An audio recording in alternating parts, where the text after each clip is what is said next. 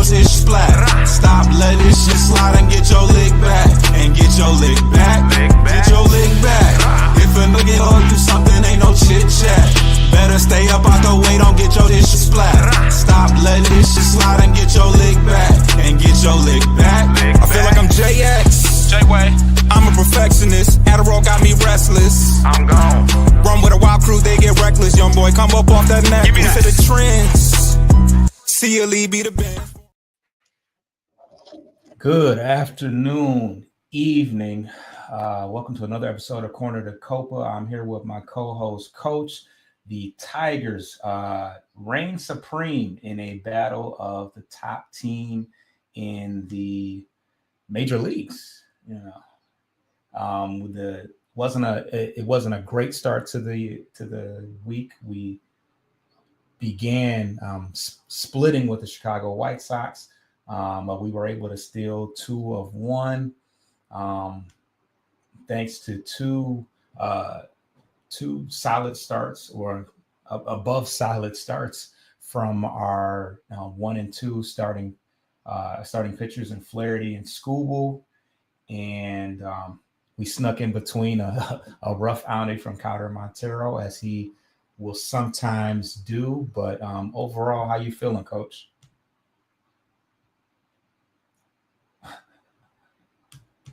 Oh, my bad. Did I kick you off? No, that's my bad. My internet reset briefly.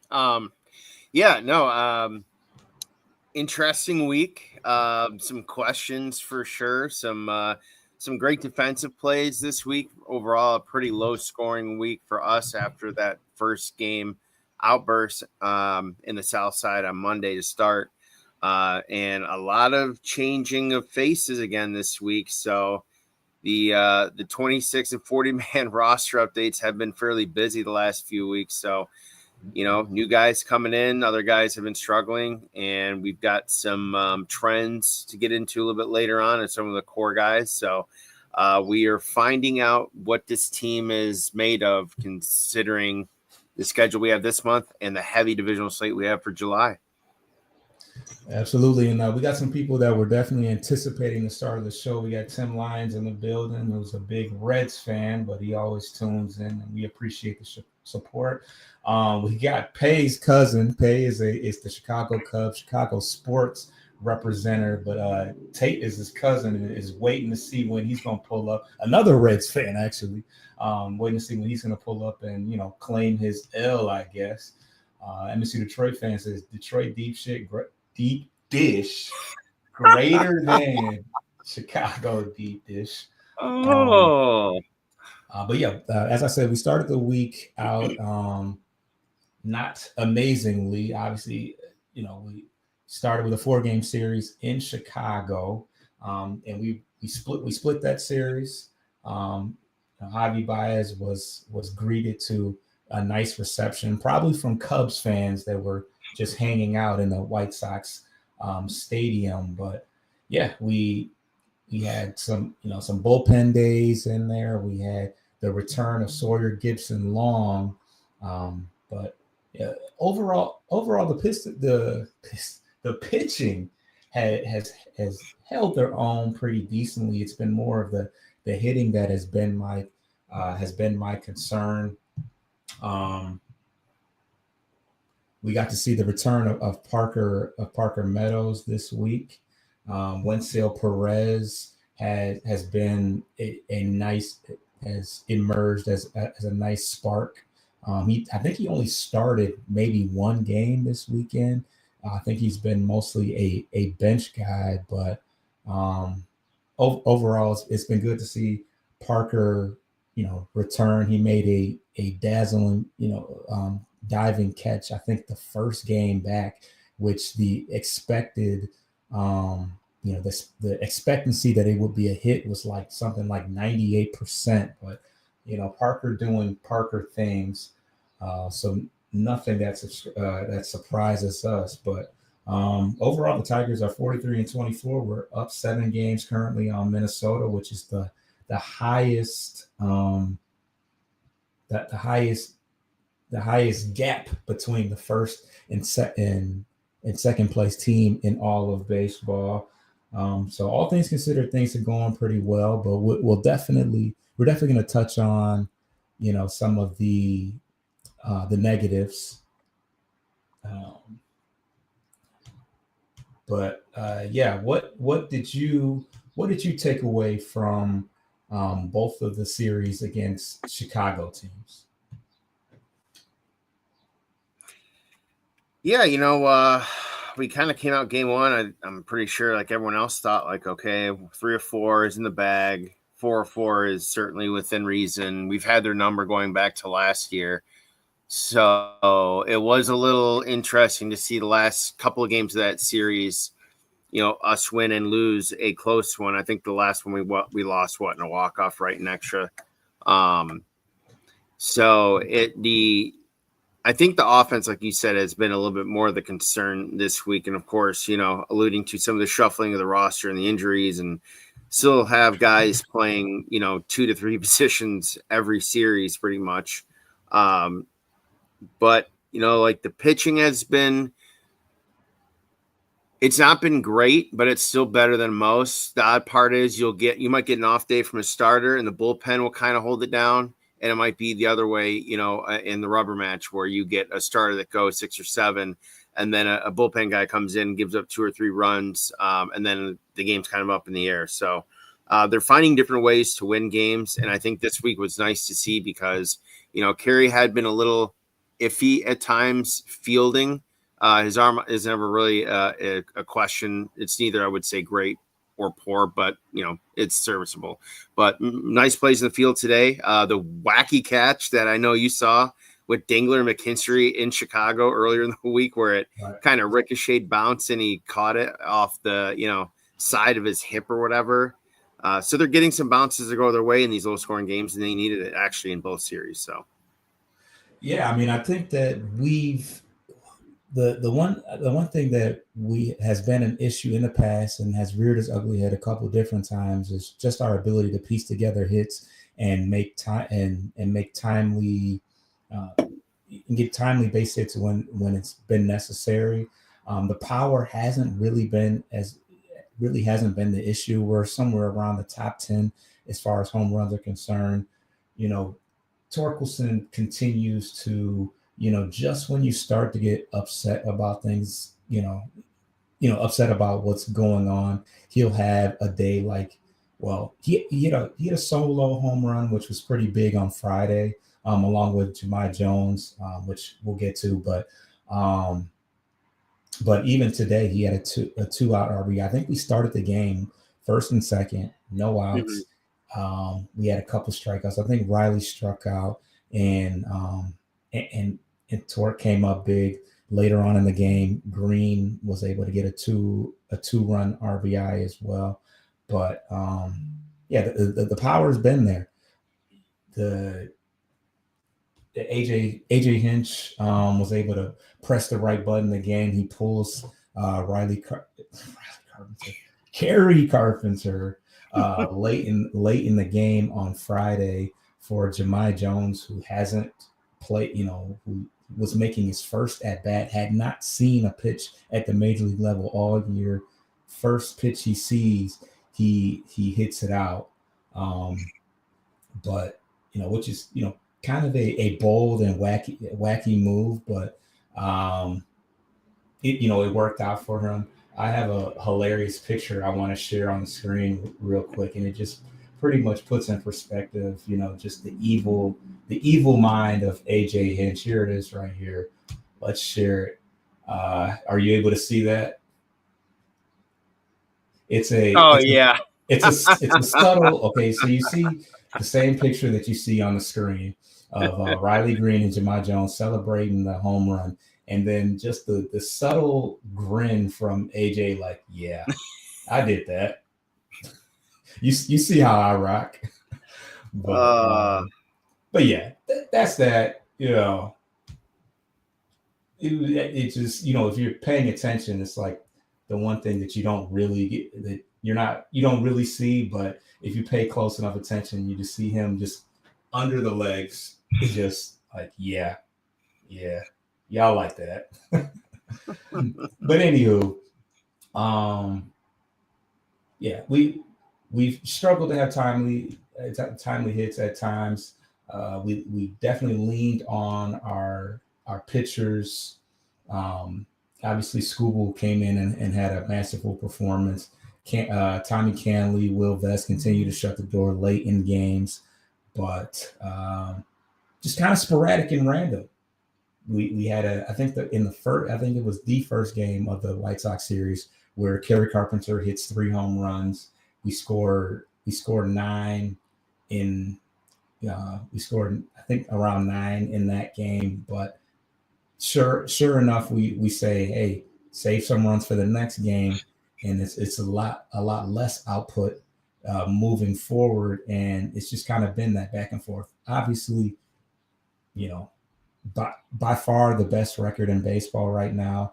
So we've been consistent enough and have got enough contributions to win ball games. But I think that in order for us to truly be taken serious, we're going to need at least one more solidified bat. Obviously, we're going to take our time, see what Wenceel Perez can bring us. We are, AJ is not gun shy about making moves up and down between the minor leagues and the majors, a la Ibanez being sent down, Justin Henry Malloy being sent down in place of a Jemai Jones that's hitting well, or whoever else. But we'll get to the trades and all that jazz moving forward. Any other thoughts regarding the bet? Oh, well, no. Obviously, I want to give you an opportunity to break down this graphic. But let's take a break. Let's take a break first before we do that, and then we will touch on that.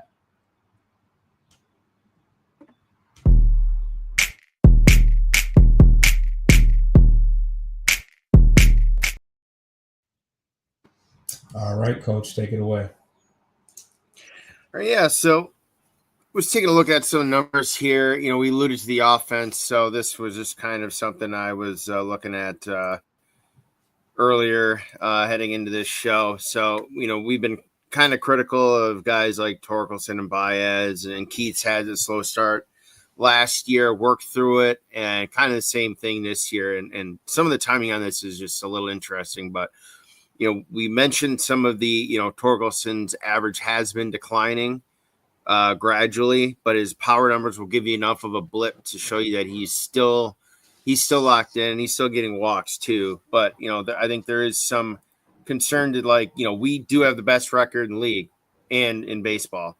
But I think our ability with some of the areas where we rely on a few guys who over time are slowly starting to decline or regress, that we might have more vulnerability as a higher win team right now for a bigger drop off. Whereas guys, are starting an iron 7-8 guys most, 6 out of 7 days of the week.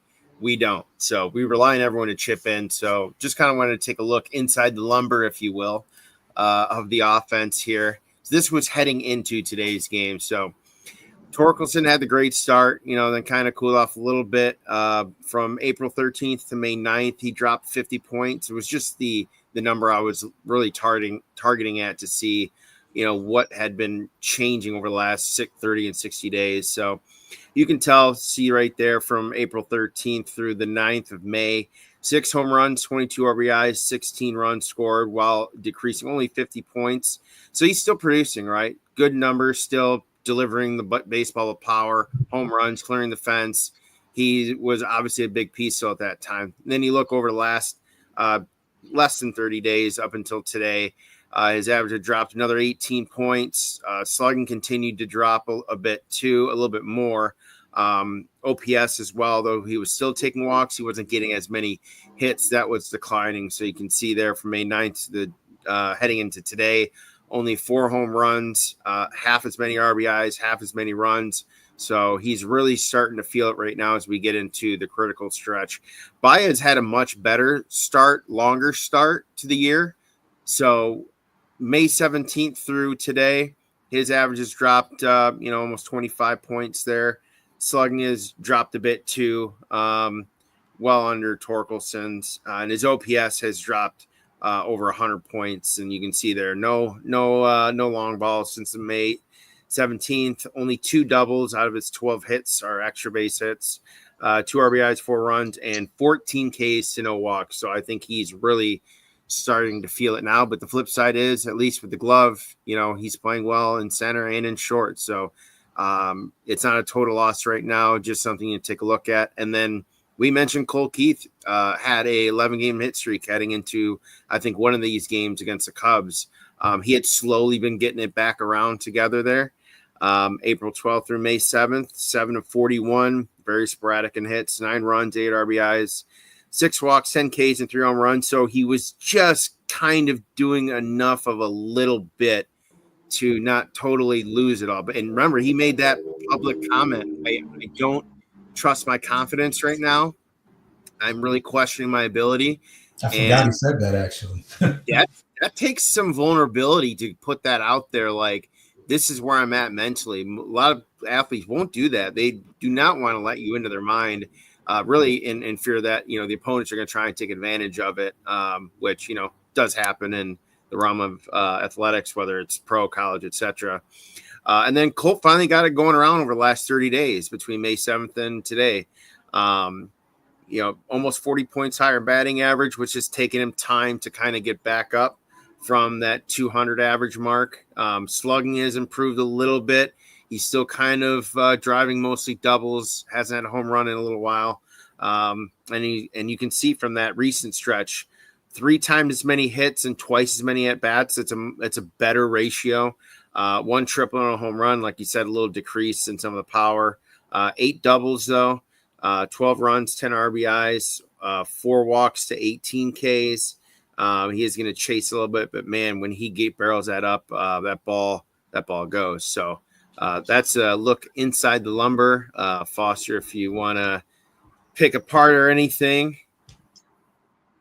Yeah, just on your part, and let me try to pull up. Pull the graphic off here. I'll pull up his just on the point about Baez. As you said, the OPS has dropped. The power has definitely declined. The key parts that stand out to me, first of all, his approach. You still see the steady change in his approach. You see him just taking all the way on pitches, forcing the forcing the pitchers to throw him strikes. He's maintained his average. Obviously, his average is down from. I don't know where he was at early in the year when we look at the splits. You're able to see this. In March, he was hitting 333, 292. He's still maintaining a 276 average. He's mashing left-handed pitching, which is important. He's hitting 345 against left-handed pitching. Obviously, still is, I don't want to say an elite shortstop, but he made some pretty dazzling plays over the weekend. Much better defensively than Trey Sweeney, who's seeing a lot more playing time right now. But the other important factor is, which has always been consistent with him, even in his struggling years, runners in scoring position. He had 333, scoring position with 2 outs, hitting 430 in 21 at bats. The guy just his confidence is at an all-time high right now. He's always been a guy that's had, the over talked about term aura and confidence, but you're seeing obviously the Cubs fans saw his golden years, so they've always gravitated to his performance. But it's got to do a lot for his overall,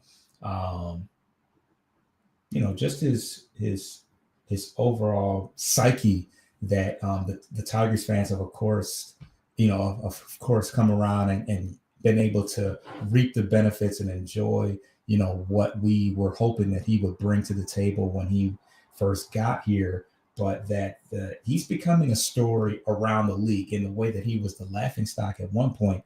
He's become a happy story around the league of what we have grown to appreciate with him. So although he did have a little bit of a drop, and of course he went on quite the run of power, which he did last year as well, where he hit about 3 home runs in a week.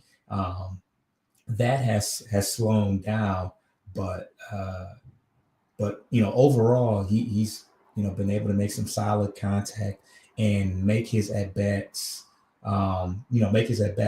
I don't know if he would be as successful if he was moved up in the lineup. I think that he's comfortable in that 9 slot and being that secondary leadoff hitter, but all around, just his ability to play all over the field and get hits in situations where the pressure is on. He's continued to maintain that now for a much larger sample size. But any other things that you want to touch on before we move forward? Yeah, I mean, we mentioned the Sawyer Gibson-Long's debut this year. God, it's been 18 plus months since he's pitched 2023, I believe, right? So just a weird and interesting week with not just the game results, but debuts of him.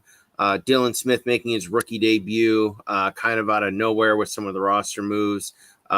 Maybe one that maybe we didn't think was coming up as fast as we thought ended up transpiring. And yeah, so we got some other, guys to key in on here that are doing some things well or lack thereof, some issues in some of the other areas, non-offensive related, we'll take a look into, as well as the upcoming schedule. But in terms of the offense here, we're getting just enough. And I think we're appreciating that we're winning a lot more of these lower scoring games under 5 runs that maybe last year we struggled a bit with some clutch hitting that was kind of absent, that we were getting a bit more this year. Absolutely.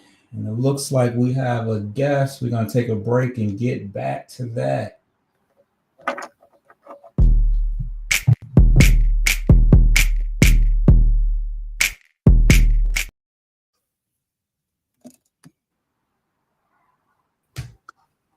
All right, we got a knock at our door. We got a special guest in the building. If you're at Bleachers to Speakers, person, then you're pretty familiar with him. But I'll let him do his introduction. The face behind the Frustrated Chicago Sports Network and representing affiliate of FFSN. Who we have in the building today? This is Pay. Holy Cow podcast over at the Frustrated Chicago Sports Fan channel. And I got a lot of questions for you guys. Congratulations on the series win, first and foremost. Okay. But do you all always play Don't Stop Believing at the park at Comerica? Pretty much. A nice little mix. Yeah, It's more than just the Tigers. It's the Red Wings, Pistons games, Lions. Yeah. Yeah, I know I've heard it watching Pistons games. So that's what I got to thinking. I was listening to the game on the radio broadcast, and I'm like, does every Detroit team play this song? It's got to be that Born in South Detroit part, right? There you go. You picked up on it. That's y'all anthem. Okay, I got it. No more Lose Yourself. It's the Journey song now. Got you. Absolutely. But we, like you said, we were victorious, 2 of 1 in the series this weekend.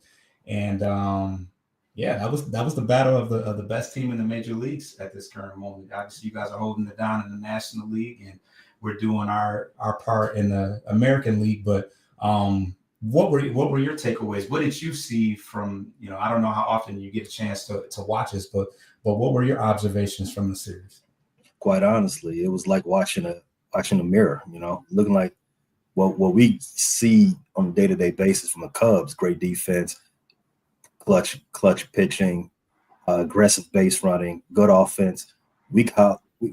Minus the offensive part, but the Detroit Tigers this weekend, they came up with timely hits and timely runs. So it sort of, to point out what I was saying, it's like watching the reverse image of the Cubs.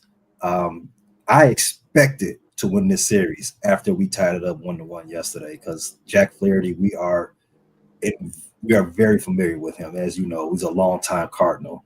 We understand what he's got. He's a 2-pitch pretty much starter in the league. He's pretty average for most of his career, but he looked like Scooble Jr. today.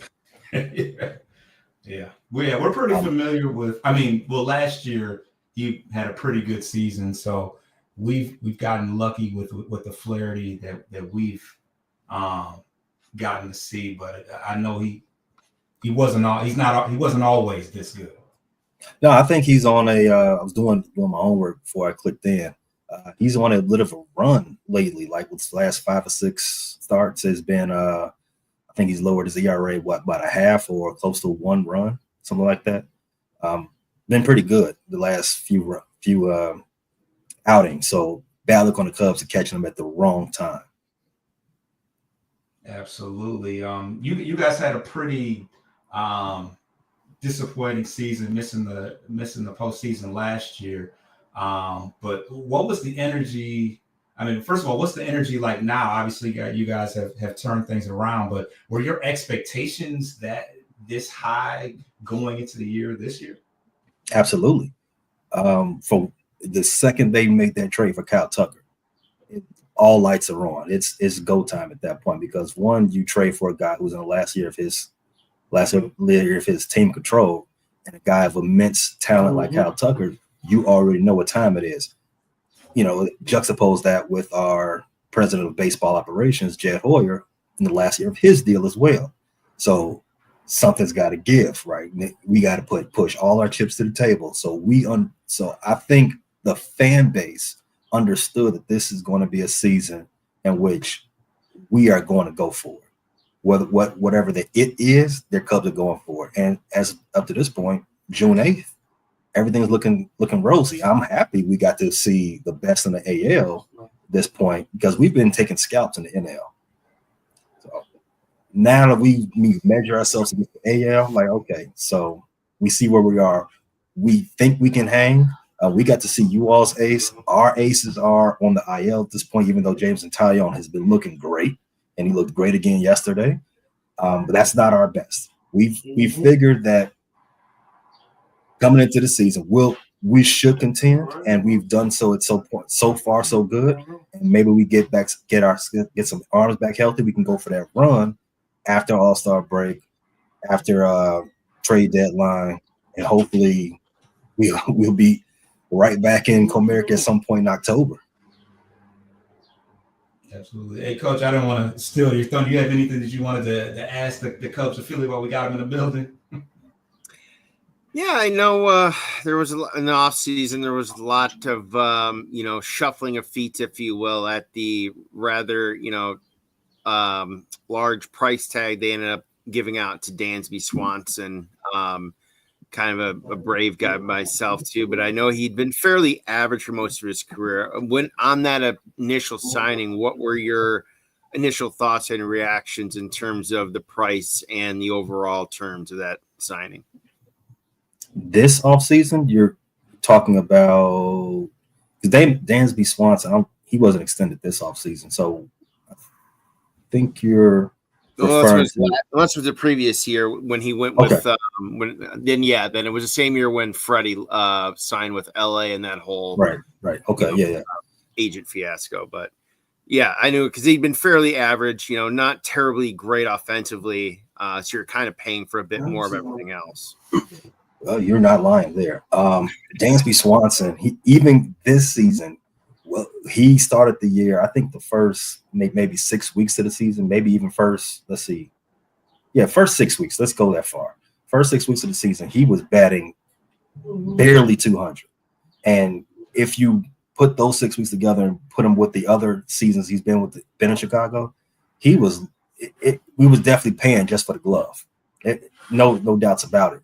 I know some other podcasters, content creators for the Cubs, they were going as far as to say he was the new Jay Hay. If you all don't know who Jay Hay is, Hayward. Hayward, that was the hero of the Cubs World Series team. You call him the hero because he supposedly gave that speech that helped the Cubs pull together in the Game 7, right? But if you also recall during that time, Jay Hay was just a glove. He can barely hit 180. Yeah. So Dansby Swanson since the last 6 weeks, since the first 6 weeks of the season, his bat's been pretty good. He's one of the 5 Cubs with over 10 plus home runs. His average has raised. I think he's about in the mid 250s, right around that point right there. So he's average right about now. I think he's got an outside push, even being in Atlanta. Mm-hmm.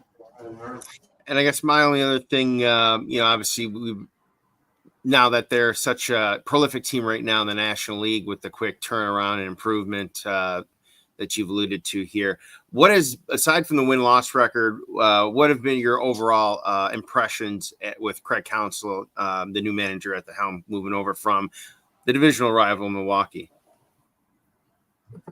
So if you asked me this last year, I would say, he's overrated.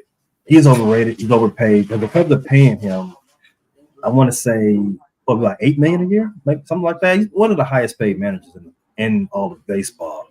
But this year, he's made all the right moves. He's pushed all the right buttons. He's got everybody in the correct space that they need to be. He's made great moves with the pen. As you know, last year we missed out on the playoffs mostly because of a bad pen. This year, he's managed that bullpen a lot better. He's got him opening games. He's got the right guys closing. He got the right guys in the high leverage area. All the right moves, and he's done a great job managing all these pitching injuries that we have. We've got 60% of our opening day rotation on the IL right now.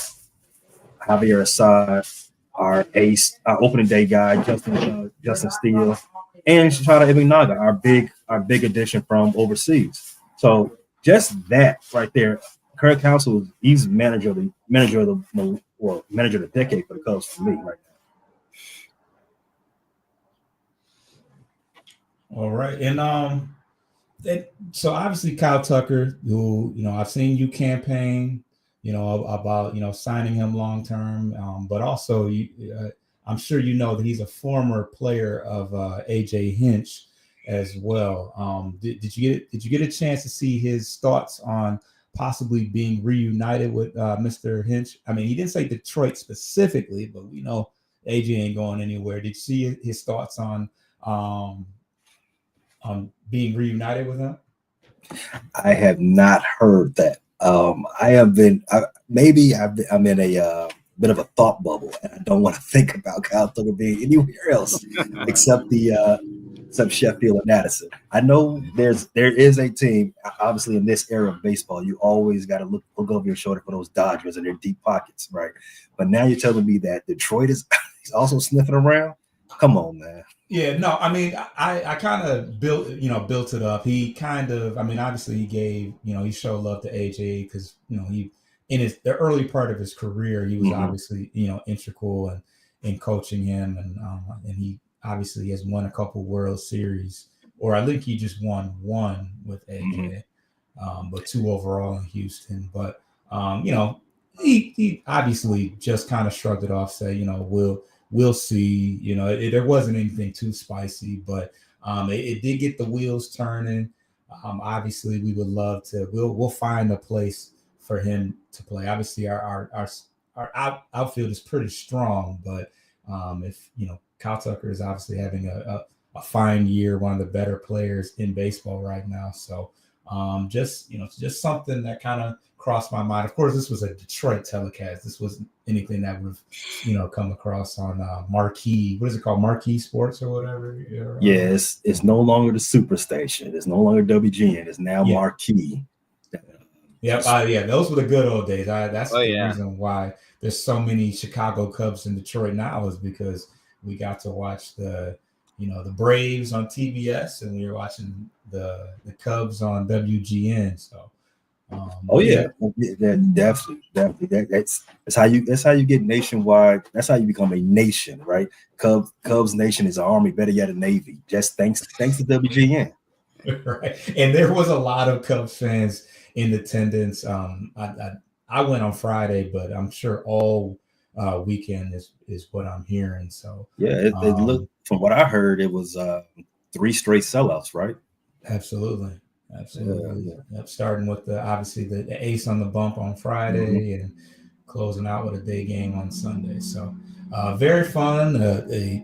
Could very well be could possibly be a preview of the World Series. I certainly would hope so. I wouldn't mind hosting the World Series with you guys if it means that we get to go. So just a couple of Midwest sports cities with outdoor baseball stadiums in October. Yeah. So it might be a little chilly, but yeah. Lastly, I mean, as we talk about, World Series and preparing and, getting, making sure your team is equipped to make that playoff run. Do you see the Cubs being active at the trade deadline, or do you think that they'll that once their starting pitching, gets more healthy, that you guys will be set after the trade deadline? That's a unique question. So if you'd asked me again let's say in April, most definitely. I think guys were, because Steele got ruled. He's out. Justin Steele, our opening day starter. He's on time. He just had Tommy John, so done for the year. And our bullpen woes traveled from last season into this season to begin the season. So there was definitely let me not say uproar, but fervor for Jed Hoyer to make some moves and get us an actual closer, because Ryan Presley, aka Ryan Stressley, was killing us in the high leverage close games out situations. Right, he looked like Rod Beck. If you know, you know. The shooter. It was had too much of that to begin the season, but as of late, definitely all of May and in the first week of June, the Cubs bullpen is one of the best in the league, maybe top 10 in the majors, right? As far as ERA, whiffs, expected ERA, in those key areas, they've been pretty good.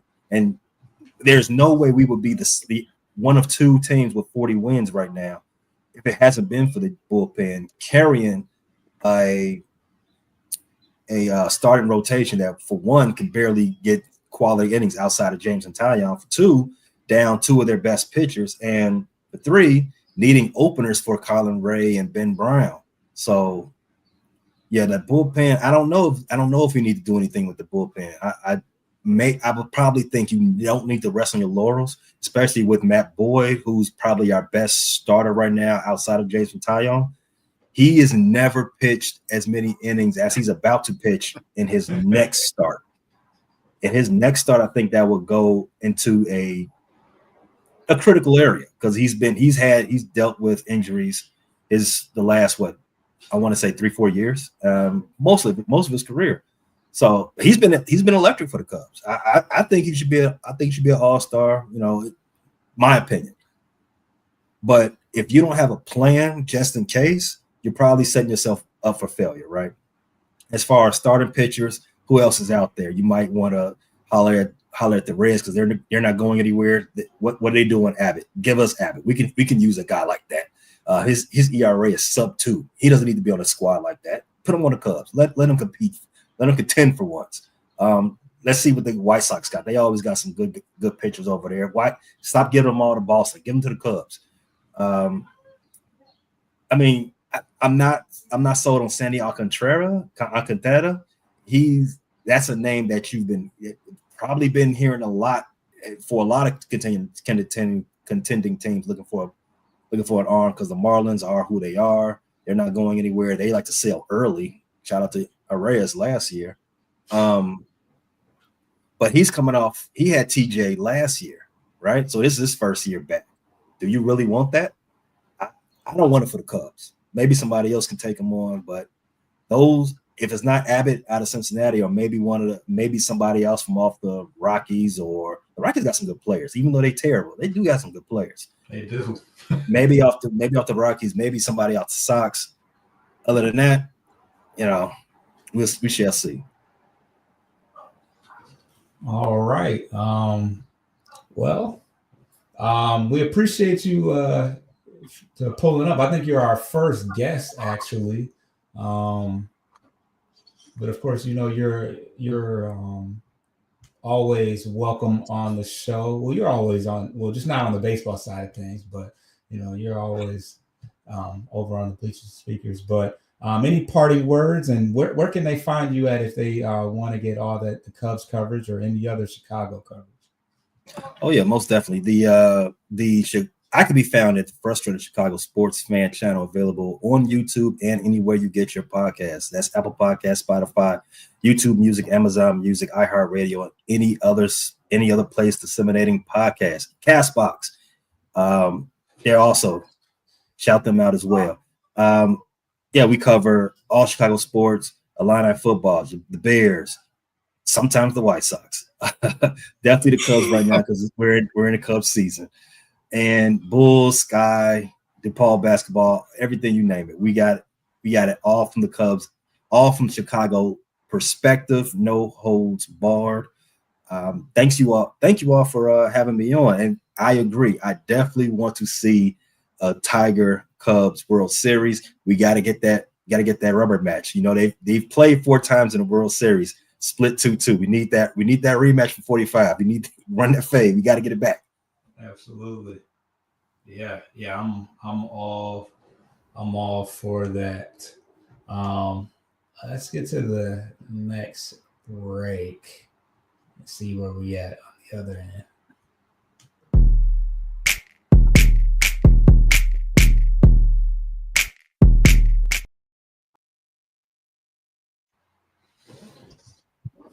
All right.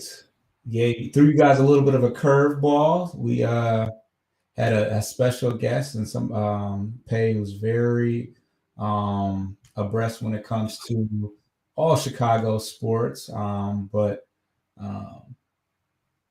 yeah, he definitely knows his Cubbies. That is for certain. We are about 40 minutes in, but rosterize what we kind of talked about it a little bit. Was there anything else that we needed to discuss as far as the roster moves are concerned? Yeah, we'll just do a quick recap here, just because it involves some other pieces that had been briefly up. These were all very not your traditional 1-for-1s. These were almost multiplayer involved transactions and moves. So obviously June 2nd, Parker Meadows returned. We had DFA'd recently signed free agent Ryan Cusick, reliever. Basically cut him and then demoted Justin Henry Malloy.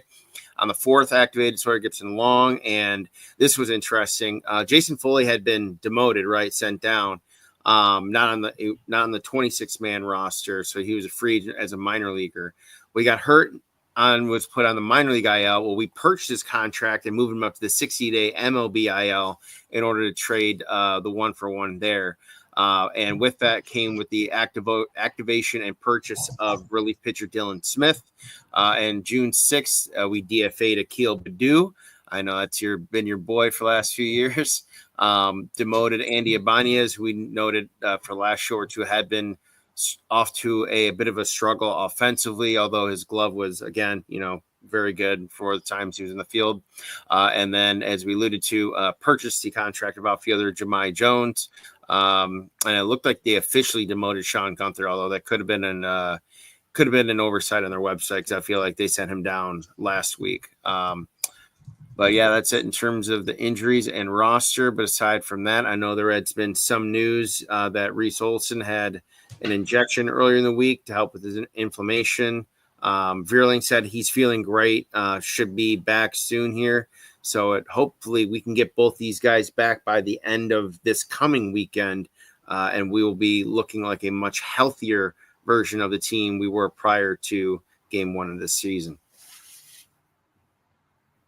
All right. And let's get into the minor league report. It wasn't as exciting of a week as last week with the explosion of offense from West Michigan, but still some things to talk about nonetheless. Obviously, Bryce Rainier suffered a serious injury. I want to say it was a shoulder injury. Yep. So that's going to put him out for the rest of the year. Obviously, he was having a strong year in Lakeland. It would have been nice to see him have a full year, but hopefully we're hoping for a full recovery. Kevin McGonigal, similar situation last year. Well, I don't know if it's a similar situation last year, but the injury bug kind of bit him, which people might have thought might have, slowed down the progression that he had, but obviously not.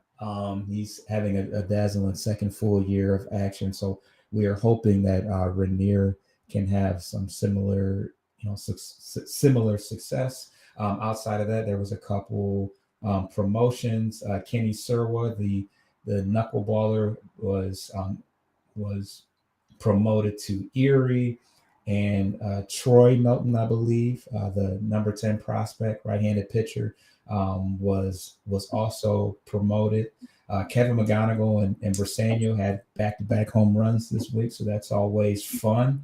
You already touched on Jahmai Jones getting that call up. He was having a good year in AAA, hitting 276, 6 home runs, 29 RBIs, 874 OPS, and he wasted no time to make a contribution at the major league level. First pitch, and he hit it out on a pinch hit opportunity. So, this was a guy that we kind of early on in spring were campaigning to make the opening day roster. He kind of slowed down at the end.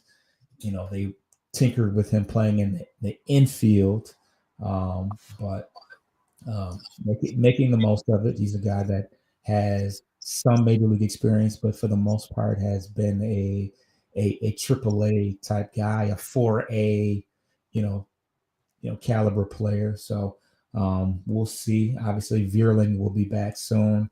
No shame in AJ making a move for a hot bat that can hit left-handed pitching, and it gives you an opportunity to see what you have in that role. So he's certainly making the most of his possibly short-term promotion. In addition to that, Chris Rodriguez, this is the newly international, the newly signed international guy that's now playing in the Dominican Republic. Their season just started. He's off to a good start, and this kid is 17 years old. I think we have to wait till he turns 17 to officially make the signing. But he's already 6'3", 200 pounds at the early age of 17. And a lot of people are comping his swing to Alex Rodriguez, which, if you've seen it, there's no denying it. But he's had a good start in the Dominican League. He's hitting .421 with 1 home run and 5 RBIs, and just 19 at bats. And I think you're still going to see him at least spend, certainly this year in Dominican Republic, and probably one more year before you see him in Lakeland. But very, very promising start to him. And I didn't think that he was already pushing 200 pounds. I mean, this guy hasn't even graduated. I mean, I think he just graduated high school. I don't know how it all works. Obviously, at the Dominican Republic level, if you're a good if you're a good baseball player, same thing within Europe, you start playing professionally right away. High school is no longer important. I mean, he signed $1 million contract with the Detroit Tigers, but just something to keep your eye on as far as prospects. But outside of that, the last thing to talk about is another player, And this guy is in Erie. He's a catcher, but he kind of splits that catcher and first baseman role with Thayron Lorenzo. His name is Eduardo Valencia. He's quietly having a hot week. Sam Leibowitz said 4 homers in Valencia's last 8 official at bats. He had never hit more than 6 in a season. He now has 11 home runs, 136 plate appearance. So, a good story. He's obviously been playing in Erie, which is a team that has been very fruitful with talent. They've won a couple of championships, but solid season for him so far. He's hitting .311 with 10 home runs. Well, now 11 home runs, 29 RBIs, and he has an OPS of 951. This isn't a guy that's on any prospect ranking list, whether it's with the Tigers or in the major leagues, but it just appears that the rich continue to get richer. As the Tigers already have a top, farm system as is, and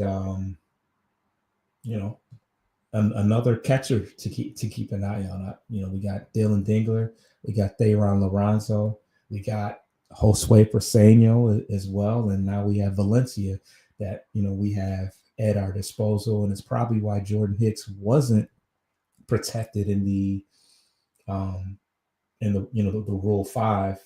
Eventually we would lose him to Florida Marlins, but didn't really need him. So that is the minor league report. We're going to take our final break, and then we're going to see what we have on the very end of that.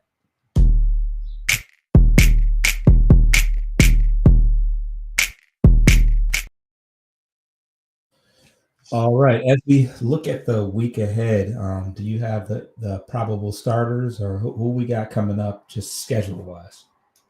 Yeah, so finally we get the stretch of 3 consecutive off days starting tomorrow for the next 3 Mondays in a row. So after some brutal, 12 to 16 day stretches they've had with days of consecutive games, they finally get some breaks. So starting Tuesday, they will be flying out to Baltimore for a 3-game set.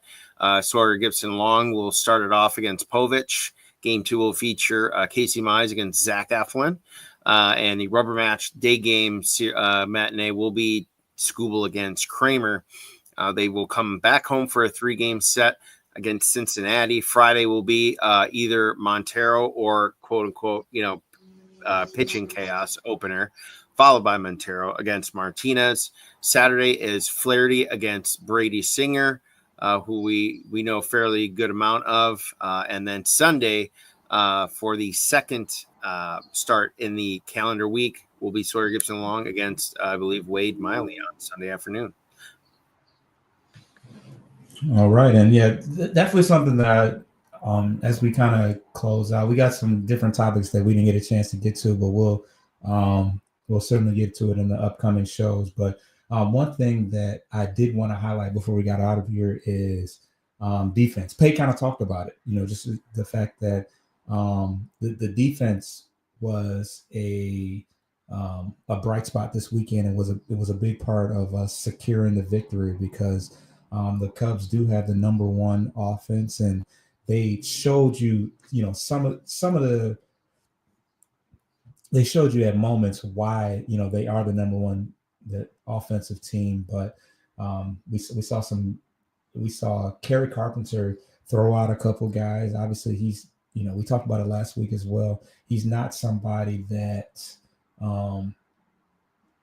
he was brought up because of his bat. The bat is been his bread and butter, but he robbed possibly robbed a player of a home run on Friday. Got a couple outfield assists in the game. Probably one of the loudest receptions I heard. I was actually in the bathroom and coming back, and I was like, I don't think it's a home run. We're playing defense, but when we were able to throw out, I think PCA had overran third base too far, and and we backpicked him with McKinstry at third. Yeah, absolutely, and that it was a very, very loud reaction to that. But outside of that, Riley Green made a nice catch up against the wall. Baez made a diving catch, and I can't forget about Dingler. Dingler, caught somebody stealing. It was PCA. Was it PC? Yeah. You could not have been more. That was a perfect definition of a 10 out of 10 throw. Right. If that's anywhere but there, he's not out. He's safe. He was right at the, just, close enough to, where he was able to literally catch the ball and, lay the tag on him. But Dingler's got the highest recorded, throw to second base of all catchers in baseball. So, the defense is one thing that that kind of jumped out at me. Obviously, Parker Meadows, make that catch against the Sox, and does a wonderful job, manning the outfield. But did you see those two today? Actually, Carp and Meadows. Where Meadows did a little like late jump and out he made to end an inning in the middle of the game, and then Kerry had that one and right. I think it was the very next inning on defense, and he did that fake little hi to jump to get it too, and then he goes, "But I did it better" as he's running off the field.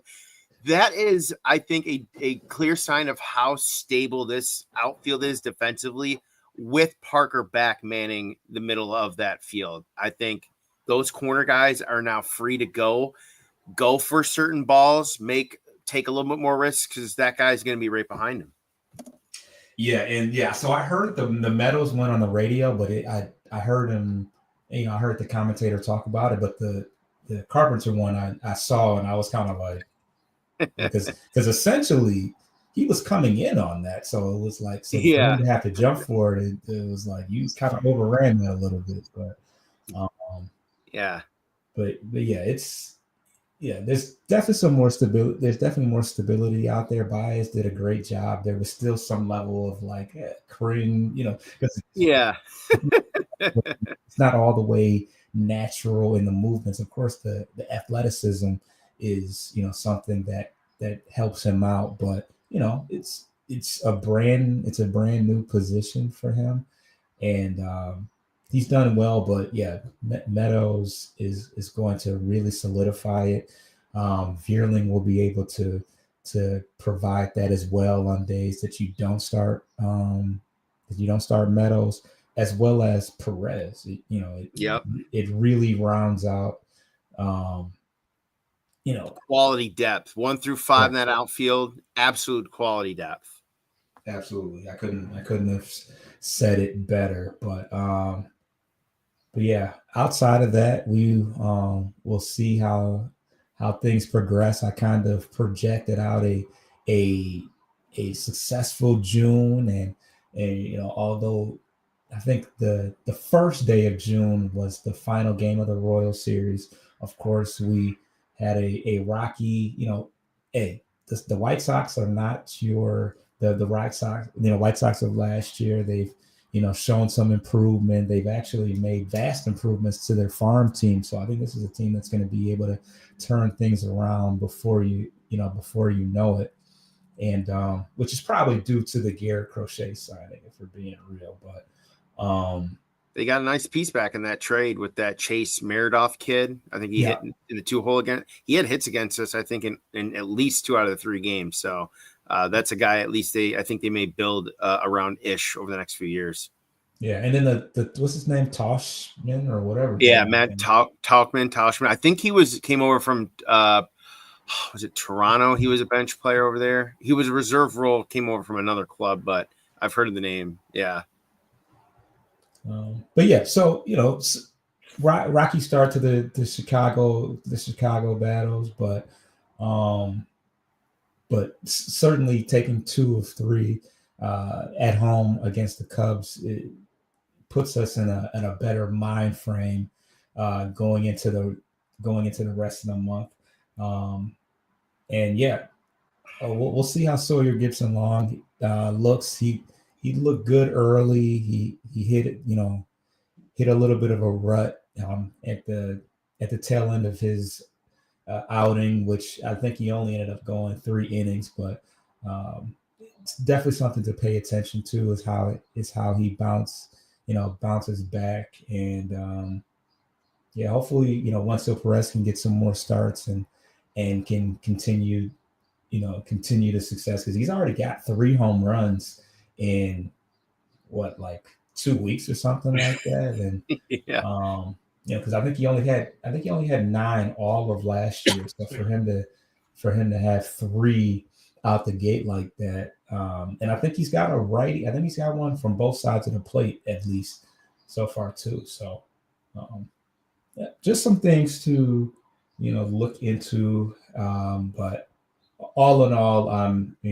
excited and impressed with how the team looks